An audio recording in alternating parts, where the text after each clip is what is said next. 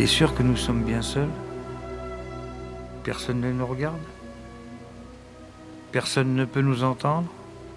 Non, non, il n'y a que nous deux. Bon, alors rapproche-toi. Je vais te confier un secret.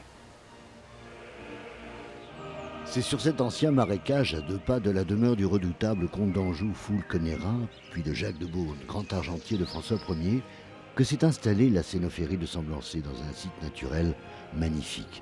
Durant toute l'année, ils sont 4 à entretenir accessoires et décors, à imaginer trucs et astuces pour éviter le moindre petit grain de sable dans un déroulement réglé à la seconde.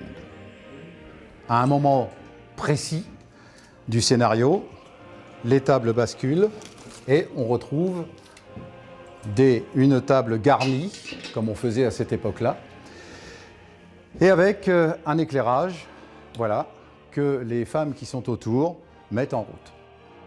Jean-Bernard Goldman est responsable des décors. C'est assez vaste, hein, parce que ça représente plusieurs centaines d'objets. Le décor, on l'a autour de nous, mais c'est surtout le domaine des accessoires. Alors ça peut aller du petit gobelet jusqu'au drapeau, en passant par les fusils, en passant par... il y a tout un tas de choses hein, qui sont dans le spectacle et qu'on doit créer, qu'on doit entretenir ou réparer en fait en fonction de leur utilisation.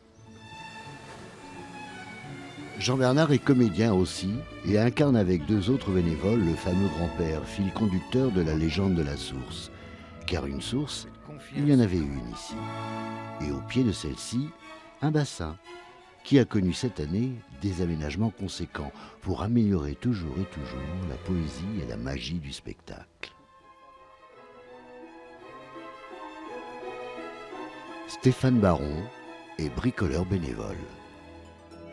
J'ai assisté à une représentation et j'ai entendu dire qu'ils avaient besoin de bénévoles pour le bricolage et pas pour les figurants, quoi. Je crois que je fais presque un mi-temps en ce moment. Je fais un mi-temps avec Jean-Bernard et quelques-uns. On est là quasiment, je sais pas, 3 jours dans la semaine. 3 jours pleins dans la semaine, on est. Une maintenance à l'année et une surveillance pointue de début juillet à la mi-août pendant les représentations. La cénophérie de Semblançay, les années passant, est devenue incontournable avec cette spécificité propre, raconter l'histoire de la Touraine au fil des siècles.